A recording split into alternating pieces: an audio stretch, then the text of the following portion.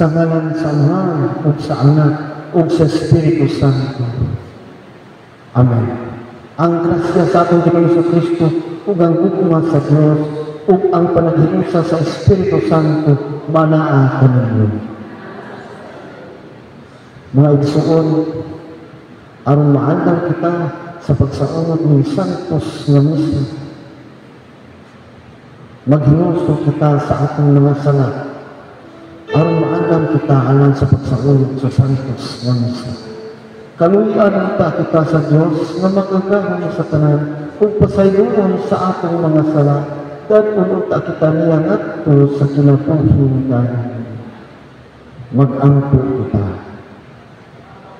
O Diyos, diha kanimo ang mga namatay o higpa, ug sa tumang kalipay ang imong mga santos nagmaya itugod kanamo nga nangamuyo nga ang imong alagad nga si Flaviana nga dinhi sa kalibutan gihikawan sa kahayag nga lumalabay makapahimulos sa kalipay sa kahayag nga dili mapagod kini ang gipangayo pinaagi sa among Ginoong Jesucristo imong anak nga buhi ug hari uman kanimo sa Espiritu Santo Diyos hangtod sa kahangturan. Tinadlaw ikan sa kaduhang kasahon sa mga kabilin. Nagpaamot si Judas ikan sa tanan niyang mga tawo nga mikabat og 2,000 ka salapi nga plata ug gipadala niya ngadto sa Jerusalem aron gamiton alang sa usa ka halat alang sa salat. Si Judas naghimo nining humili nga butang tungod kay nagtuo siya sa pagkabanhaw. Kung wala pa siya magtuo nga ang patay nga banhaw, usa unta ka butang ang nga binuang ug walay kasalanan ang pag-ampo alang kanila. Niining balikon og Dios nun nga nga ang tanan nga tao nga nagtuo sa Dios makadawat og usa ka ganti sa nga katingalangan. Si Judas handam alang sa usa ka halad alang sa sala aron malikaw sa ilang mga sala. Sila nga nangamatay. Pulong sa Ginoo. Ang Ginoo maayo ug manunuyo. Ang Ginoo maayo ug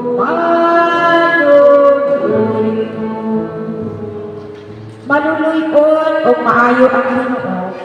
Dugay masuko ug puno sa kaayo. Dili sumala sa atong mga sala ang dumala siya kanato. Ni magbalo siya kanato. Sumala sa atong kasalanan. Ang Ginoo maayo ug manunuyon. Paingon ang usa ka amahan na luoy sa iyang mga anak. Sa ingon nga luoy ang Ginoo kanila nga mahadlumon kaniya. Kay nasayod siya ni unsa kita pagbuhat na hinungdong siya at kita abong lamang. Ang Ginoo maayo ug ang mga adlaw sa tao ingon mga adlaw sa banili sama sa usang napulang sa umang ubunlad siya ang hangin muhuros ibabaw kaniya ug maghangar siya ug wala na'y masayo sa iyang tuna. Ang Ginoo maayo ug apan ang kaluoy sa Ginoo gikan sa kahangturan ngadto sa kahangturan alang kanila nga mahadlumon kaniya ug ang iyang katarong alang sa mga anak diha kanila nga nag-amping sa iyang kasabutan ug nahinumdum sa pagtuman sa iyang mga sugo. Ang Ginoo maayo ug ang Ginoo manaka ninyo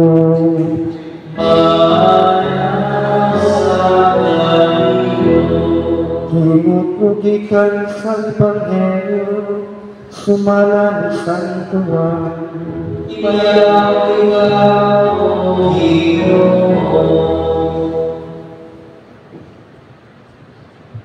Si Jesus mingon sa iyang mga tinuan, ayaw kamong kaguol, salig kamo sa Dios o salig usab kanako. Sa balay sa akong amahan, adunay daghang mga lawak, ug moadto ako ang pag-andam ug dapit alam kaninyo. Kung dili pa kini tinuod, pili ko ta kamo sultihan ini. ug kung atoa na ako dito ug makaandam nagkapit alam kaninyo, mobalik ako ug kuhaon ko kamo aron bisan asa ako atoa ako sa kamo. Nahibalo kamo unsaon pag-adto sa dapit nga akong atuan. Apan si Tomas mungog kaniya, Ginoo, wala kami mahibalo kung asa ka paingon. Busa unsaon man ako pagkatutol sa dalan. Si Jesus nitubag, ako ang dalan, ang kamatuoran, ug ang kinabuhi. Walay makaadto sa amahan, kundi moagi kanako. Ang Ebanghelyo sa Ginoo.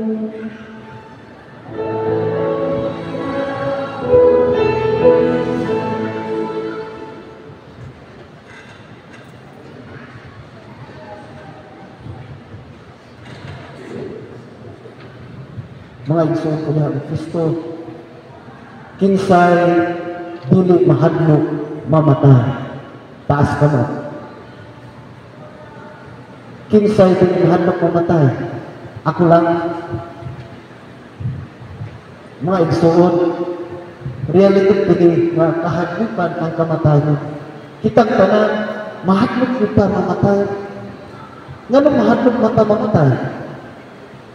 Tungod kay wala ta kabalo kung asa ta paingon.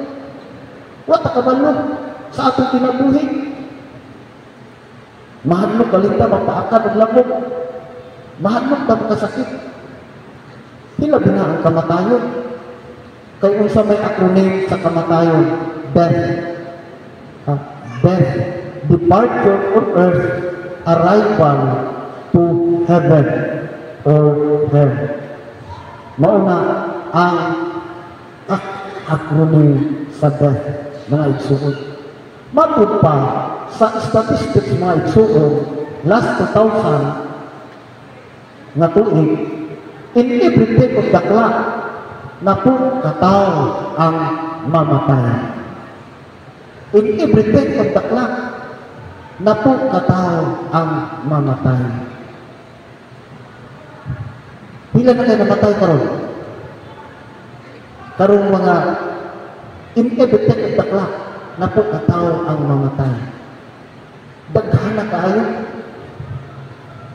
Dili pa kita kaha ang musunod. Mao na nga, mahadlok ta mamatay.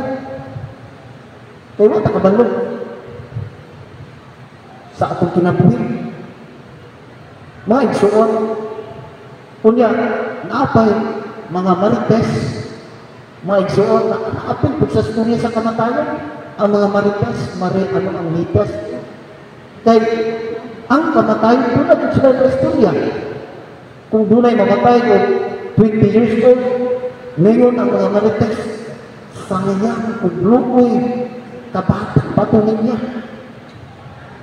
Kung naapoy 30 years old mamatay, single pa, sayang na. Wala ka man mamigyo. 30 years old, patay na. Kung ang edad, 59, naka po yung istorya. Kung 59, naka po ang edad, mamatay, ganyan, sawa na. Waka daw ako, pinisyon. Samot kung 99, ang edad, unya, pagkaugma, iyang birthday, unya ang edad niya, 99, unsa kayo mga istorya, sayang na, makaabot og 100, makadawat na pa og 100K. Mga igsoon, nindot pangalanggungan ang kinabuhi, nindot pangalanggungan ang kamatayon, aron maandam kita, aron ang kahadlok mawala sa atong kasing-kasing kung muhisgot ta og kamatayon. Duha ka butang aron mawala ang kahadlok nato may tungod sa kamatayon. Ang atong buhaton una mao ang pag-ampo. Pag-ampo matud pa ni Saint Padre Pio, hope and pray and don't worry. Hope and pray and don't worry. sa kinabuhi. Pag-angkot, dugang paningin, ningon siya, prayer is the key that unlocks the power of God. Prayer is the key to God's heart. Mauna nga, mag-angkot ta, adlaw, minuto, diha sa atong kinabuhi, aron ang kahadlok mabawasan, unti-unti siya mawawala sa Tagalog pa. Pag-angkot, kay sama na good sa kabatanon nga gustong manguyab sa usa ka dalaga. Kung ang batanon gustong manguyab sa dalaga, mga igsuon, unsa may buhaton sa lalaki, naga na pa'y mubalat pag na siya, lakwon ko ang kabundukan, kabuton ko ang buwan, aron maangkon lang ang imong uuliban.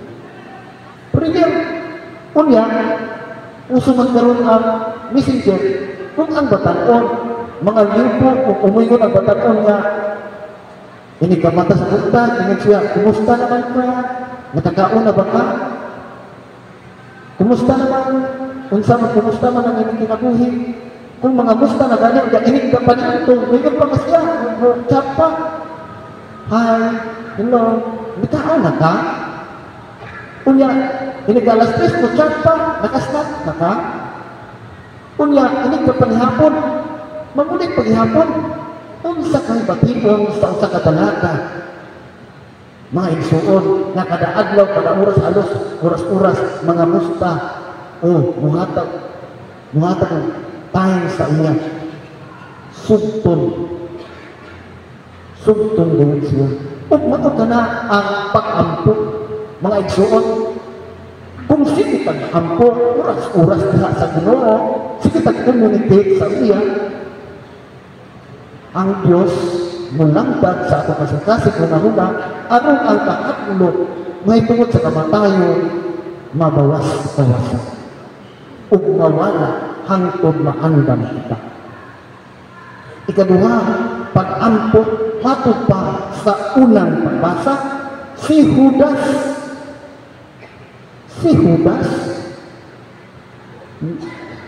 nangulikta, matod pa sa gikan sa kanan, nagpaamot si Judas gikan sa kanan niyang mga tao nga mikabat og 2,000 kasalapi nga plata ug gipadala kini ngadto sa Jerusalem aron gamiton alang sa kahalad alang sa sala.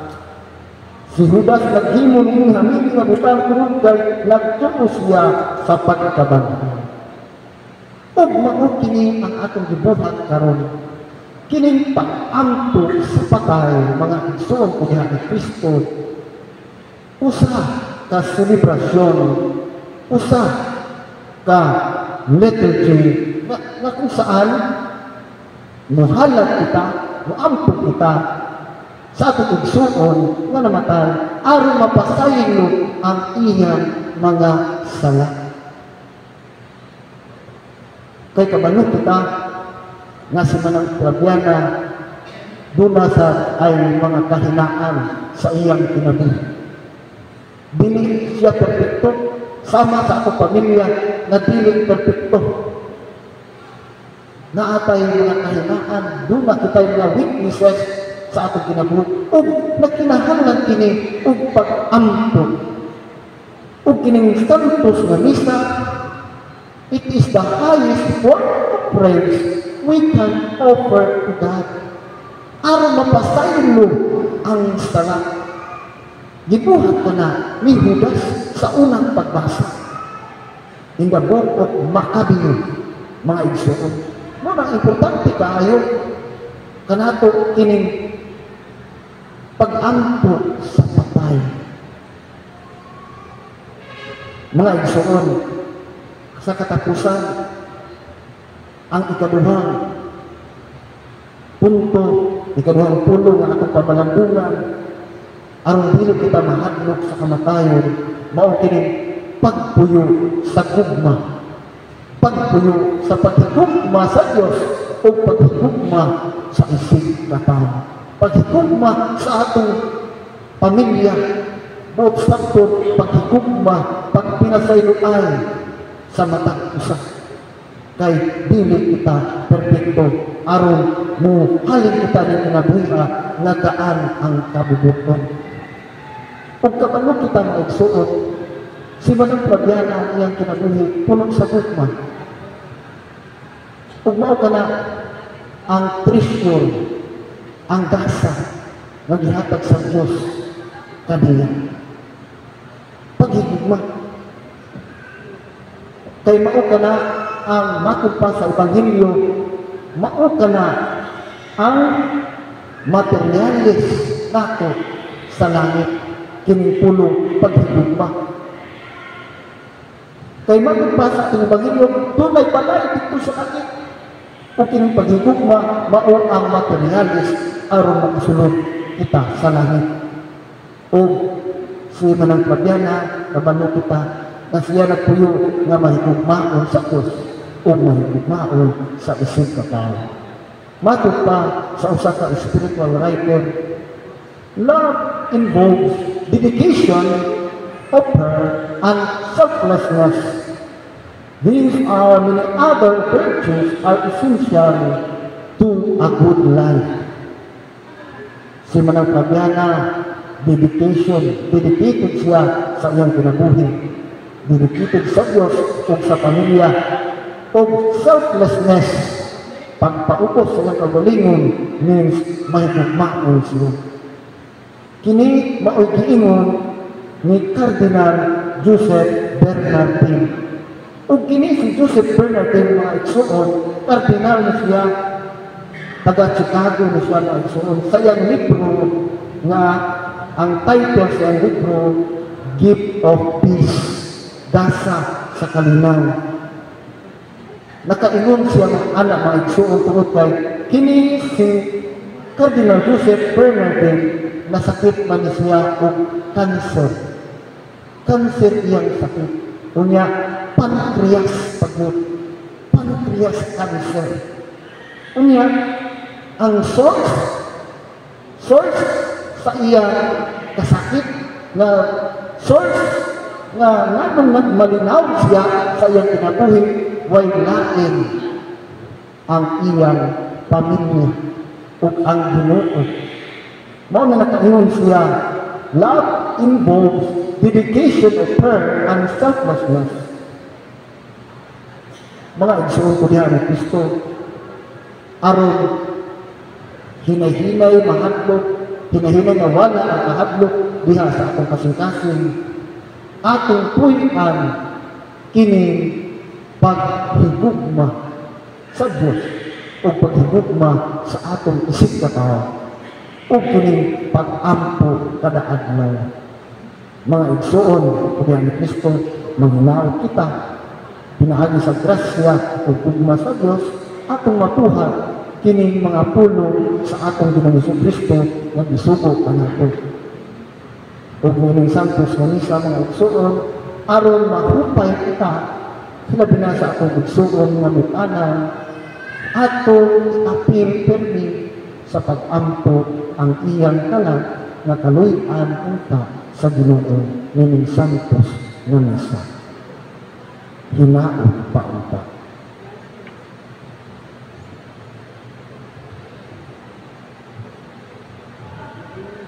Mag-ampot kita uban sa pagtuo pagsalig sa Dios atong Amahan nga sa kanunay buhi ug nga magpahimo sa tanang mga butang. Gibanghaw niya ang iyang anak si Kristo. Hatagan punta niya sa kalinaw o kaluwasan ang mga buhi o mga patay. Muingon kita, Ginoo, duga ang among pag-ampo.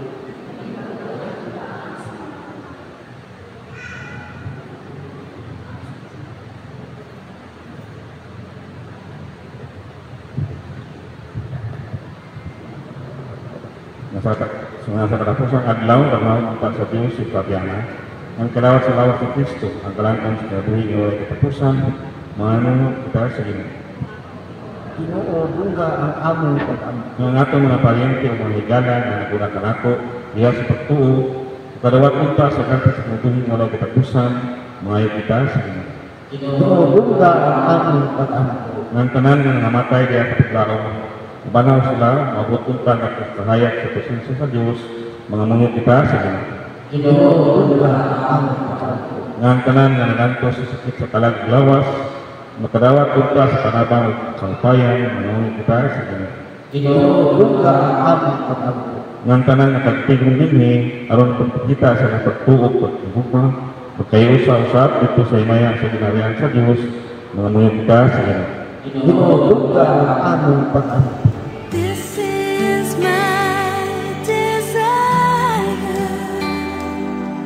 to honor you, Lord, with all my heart.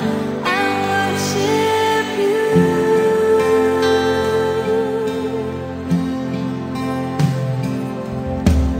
All I have within me, I give you praise. All that I adore is in you.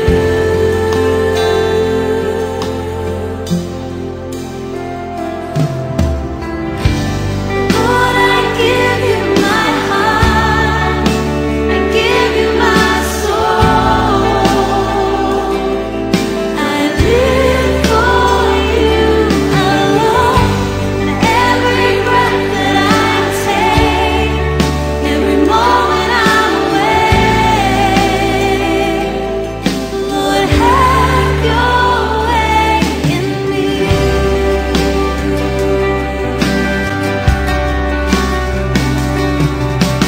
This is my desire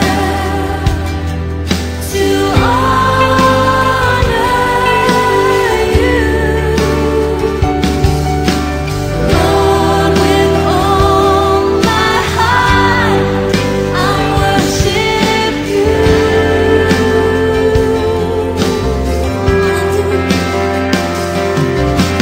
All I have within me, I give you praise. All that I adore is in you.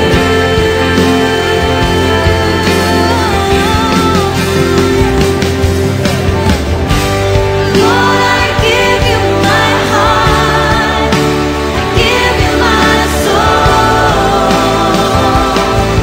I live for you alone. Every breath that I take, every moment I'm awake.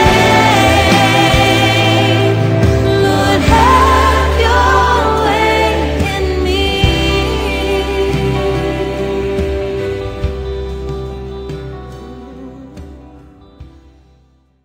Mag-ampo kita. Kaming mga lawas sa mga nagtunggasan, nagpasalamat kami mo, Ginoo. Mapaubsan ng nangamuyo kami, nga ang imong sulubong siplabyana, suman kabadbari sa mga gapos sa sala, gumikan sa kasakit, pagkamatayan sa imong anak, makaabot ang tagihan sa kalipay nga walay katapusan sa inyong atubangan. Kini among ipangayo, pinaagi ni Kristo among Ginoo.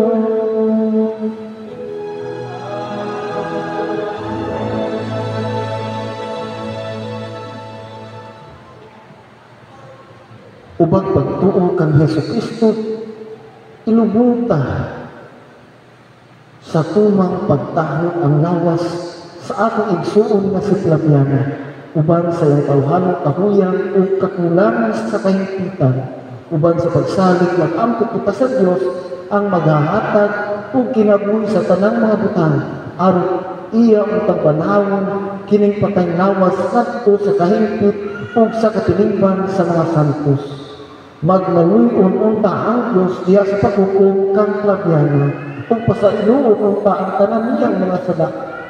Dagon unta siya ni Kristo ang maayong magbalantay ngadto sa matuod natong puloy-anan diin magpuyo siyang magmalinawi uban sa Dios nga atong amahan tipon sa tanang mga santos ug atubangan sa hari nga walay katapusan magmalupay ta siya hangtod sa kahangturan.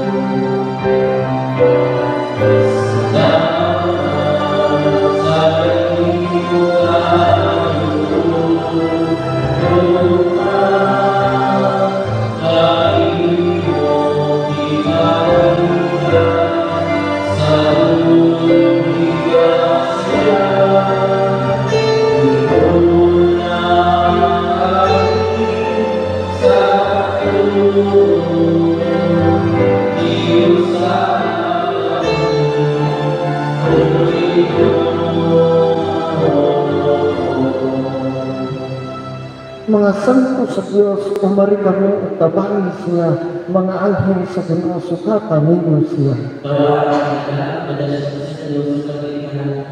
Hinaon unta nga si Kristo, nga may tawag kanimo, muhipos kanimo, nagto sa iyong tukton. Hinaon unta nga ang mga anghel mo dala kanimo, nagto sa kiliran ni Abraham. Bawata ang nga kalang pagka siya nagto sa Diyos, nga natinghalan pahulay na dayon ihatag kang propyana o Ginoo ug ang imong kahayag mudan at unta kaniya angkod sa kahangturan.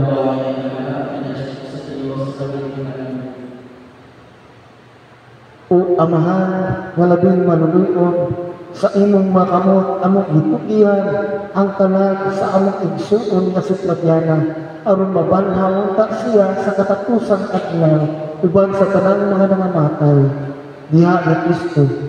Ginoo sa imong katungkaluoy dawata ang among pag-ampo ang ablihan unta ang maganhaan sa paraiso alang sa imong sulugoon.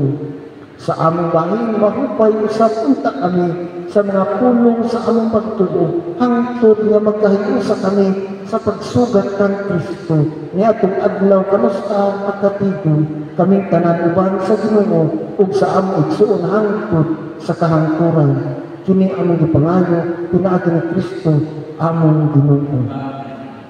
Pahulay nga dayon ihatag kang propyana o Ginoo.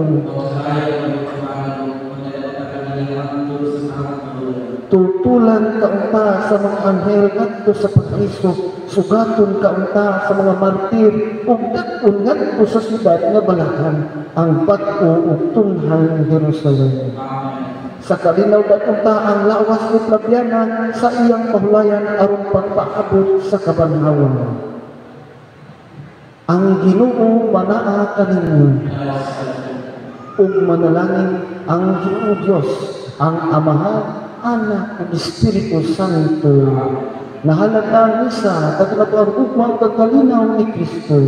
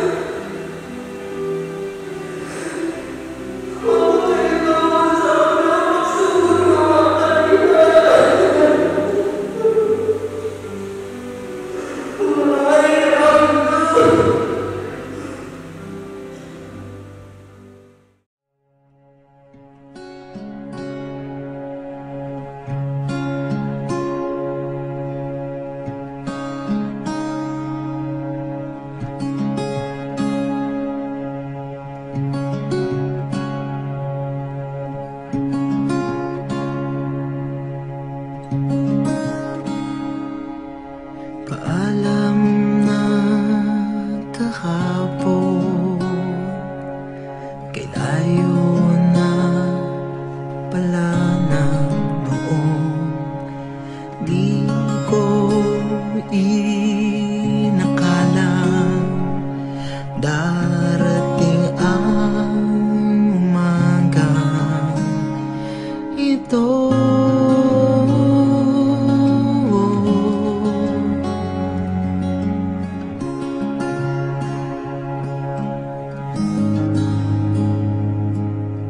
Parang kanina lamang nang tayo ay mga bata, walang kinatatakutan. Sa bukas ay walang pakialam.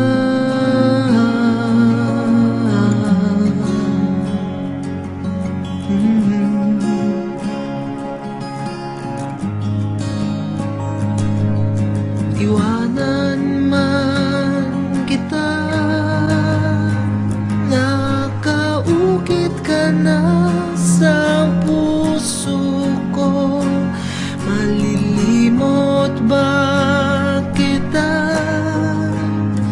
Nakaukit ka na sa puso ko.